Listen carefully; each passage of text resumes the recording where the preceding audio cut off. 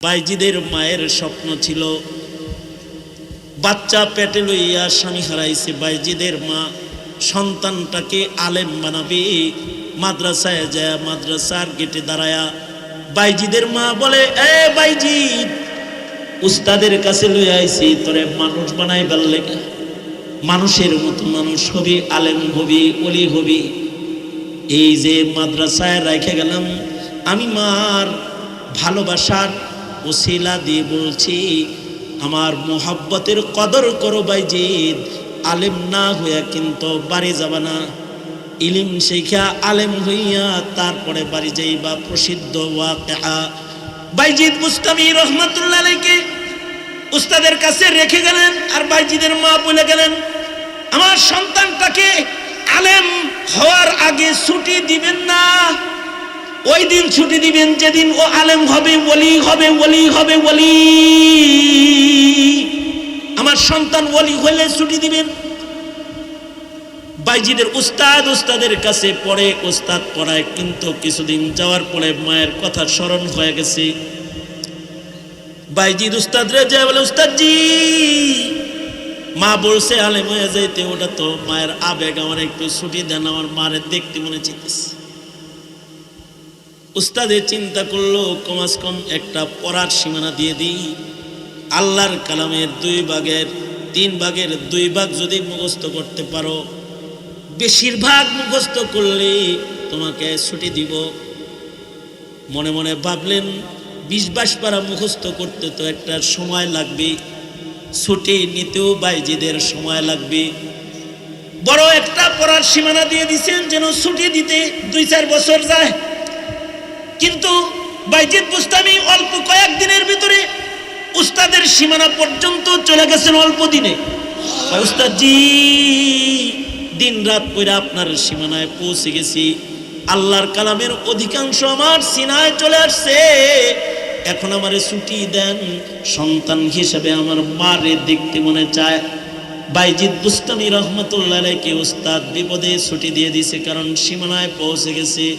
ঠিক আছে, ইলম তো আর কম হাসিল করে নাই, ছুটি দেওয়ার একটা হক তার আছে। ছুটি দিয়ে দিলে বাইজিদ বুস্তামি বাড়িতে চলে গেছে। বাড়ি পৌঁছতে পৌঁছতে সন্ধ্যা হয়ে গেছে, দূর থেকে পায়দল সফর করে গেছে।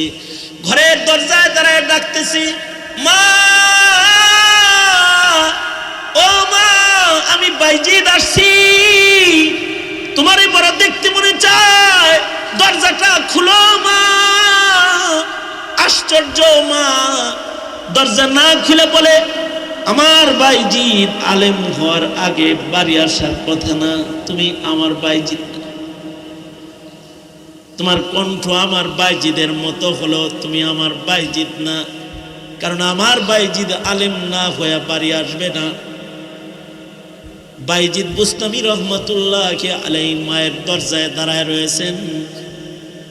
গভীর রাত, মধ্যরাত হয়ে গেছে, ডাকে, কিন্তু মার একই কথা, আমার বাইজিদ আলেম না হয়ে ঘরে আসার কথা না। বাইজিদ বুঝে ফেললেন যে আমার মা গায়রে আলেম, অচল সন্তানের চেহারা দেখবার চায় না, সুতরাং এখানে দাঁড়ায় থাকা লাভ নাই। বাইজিদ দরজার থেকে চলে আসলেন, আবার পুনরায় ওস্তাদের কাছে যায় বলে, ওস্তাদ জি গো, গভীর রাত পর্যন্ত দরজায় ছিলাম, মা আমার চেহারা তাকায়া দেখে না, আমি নাকি তার বাইজিদ না, তার বাইজিদ নাকি আলেম না হয়ে বাড়ি যাবে না। ওগো উস্তাদ জি, শপথ নিলাম আলেম না হয়ে বাড়ি যাব না। ওই যে আসছে কোরআন হাদিস শিখা, যুগ পার হয়ে গেছে। বাইজিদ বুস্তামি রহমাতুল্লাহ আলাইহি এখন বড় আলেম, বড় মুহাদ্দিস হয়ে গেছেন।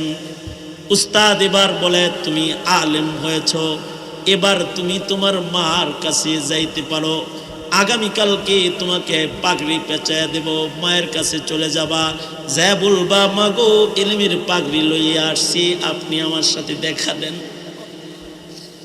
উস্তাদের ওসিয়ত নসিয়ত যা করার উস্তাদ জি করে দিলেন। রাতের বেলায় উস্তাদ ঘুমাইছেন, ঘুমের ঘরে উস্তাদ স্বপ্নে দেখে মদিনার মরুদুলা মুহাম্মাদুর রাসূলুল্লাহ সাল্লাল্লাহু আলাইহি ওয়াসাল্লাম উস্তাদের কাছে আইছে, এসে কয়, উস্তাদ রে, কালকে আমার বাইজিদের মাথায় তুই পাগড়ি পেঁচায় তারে ছুটি দিবি বাড়ি যাওয়ার, একটা পাগড়ি দিস না, আমি নবীর পক্ষ থেকে সুপারিশ, তারে দুইটা পাগড়ি পেঁচায় দিবি। একটা পাগড়ি হবে ইলমের পাগড়ি, আলেমের পাগড়ি, আর একটা পাগড়ি বাইজিদের মাথায় পেঁচায় দিবা, সেটা হলো তাসাউফ উলুম মারিফতের পাগড়ি। তোমার খেলাফত ও এজাজতটাও বাইজিদকে দিয়ে দিও। উস্তাদ জি সকাল বেলায় এজাজত দিয়ে দিছেন, পাগড়ি পেঁচায় দিছেন।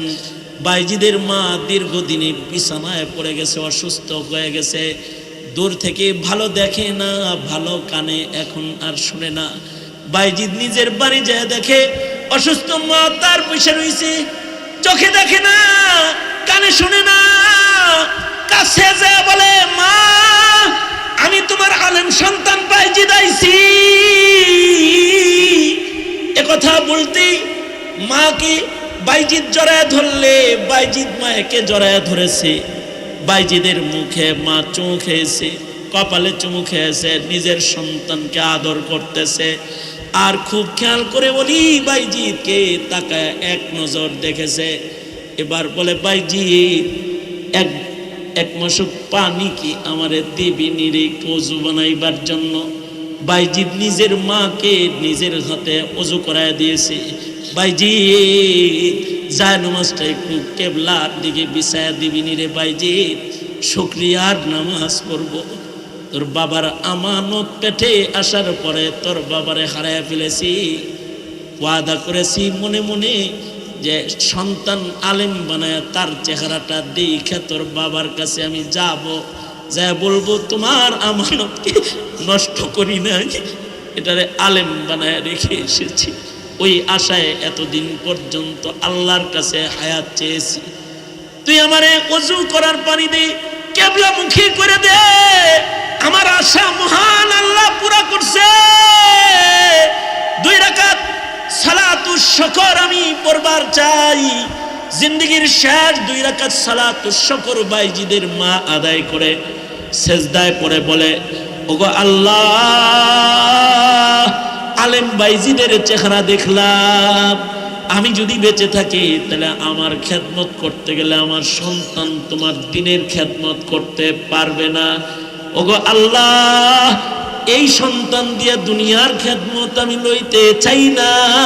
আল্লাহ, এবার আমার তোমার কাছে যাওয়ার সময় হয়ে গেছে, তুমি আমাকে নিয়ে যাও। এই কথা বলে বাইজিদের মা সেজদায় পড়ে একদিক দিয়ে কালিমা পড়ছে, আর একদিক দিয়ে যায় নামাজের পরে ওফাত হয়ে গেছে। মৃত্যুর সময় কত শান্তি, কত সুকুন, কত ইতমিনান, কত সালামতি। ওয়াসসালামু আলাইয়া ইয়াউমা উলিদতু ওয়া ইয়াউমা আমুতু ওয়া ইয়াউমা উবআসু হাইয়া।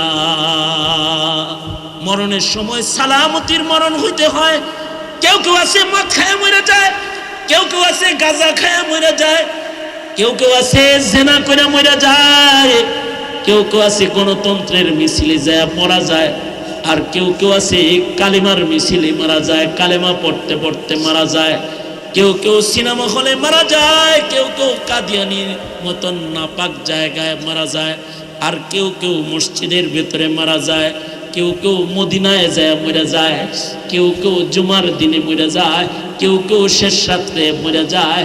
জন্যে মরণটা আল্লাহর কাছে ভালো চাইতে হয়, কারণ মরণ যাদের ভালো হয় কবর তাদের জান্নাত হয়। মরণ ভালো তো কবর ভালো, এ কারণে আল্লাহর কাছে ভালো মওত চাইবা, যতদিন বেঁচে থাকবা কালিমার মওত চাইবা। আল্লাহর রাসূল বলেছেন, কেউ যদি মরার আগ দিয়া বলে লা ইলাহা ইল্লাল্লাহ, তার মৃত্যু তার জন্য জান্নাতের দরজা হয়ে যাবে। আল্লাহু আকবার করে বলে। মরণটা যেন কালিমা পড়া অবস্থায় হয়। এজন্য মেহনত করতে হয় যে আমার মরণ যেন ভালো হয়। আশা করা যায় আমি আকাবিরদের কথা নকল করতেছি। আপনারা যারা এর রাত 11টার সময় আলেমদের সামনে বসে আছেন, মাদ্রাসায় বসে আছেন, আশা করা যায় আপনাদের নফসটা নফসে আম্মারা না। কারোর নফসে যদি লাওয়ামা নফস হয়, কারোর নফস যদি আলেম পছন্দ করে, নামাজ পছন্দ করে, কোরআন তেলাওয়াত পছন্দ করে, জিকির পছন্দ করে, কারোর নফস যদি ইবাদত পছন্দ করে, তাহলে বুজুর্গরা বলেন ওই মানুষগুলোর খাতিমা বিল খায়ের। আশা করা যায় গভীর রাতেও যারা নিজের কাজ ফেলে আলেমদের সাথে বসে আছেন, আপনাদের নফসটা লাওয়ামা নফস তো অবশ্যই। যদি আল্লাহ তাআলা আজকের দাঁড়ানো, আজকের বসাটাও কবুল করে, তাইলে মরণটা কালেমার মরণ হবে ইনশাআল্লাহ। আর নবী বলছে আল মারউ মা মান আহাব্বা, যার সাথে যার মোহাব্বত তার সাথে তার কিয়ামত। যাদের মোহাব্বত হবে দুষ্ট লোকের সাথে, তাদের কিয়ামত হবে দুষ্ট লোকের সাথে। যাদের মোহাব্বত নাস্তিকের সাথে, তাদের হাসর হবে নাস্তিকের সাথে। যাদের মোহাব্বত মুরতাদের সাথে, তাদের হাসর হবে নাস্তিকের মুরতাদের সাথে। যাদের মোহাব্বত ইহুদিদের লগে, তাদের হাসর হবে ইহুদিদের লগে। যাদের মোহাব্বত ফিলিস্তিনির শহীদদের সাথে, তাদের হাসর হবে শহীদদের সাথে। যাদের মোহাব্বত পশ্চিমাদের সাথে, ওদের হাসর হবে পশ্চিমাদের সাথে। যাদের মোহাব্বত নায়েবে নবীর সাথে, তাদের হাসর হবে নায়েবে নবীর সাথে। এ কারণেই কিছু কিছু মানুষ আছে, তাদের কলবে রাখা যায়, তাদের দিলে রাখা যায়, জেলে রাখা যায় না। কিছু কিছু মানুষ আছে তাদের দিলে রাখা যায়, জেলে রাখা যায় না। তারা হলো উম্মতের উলামা।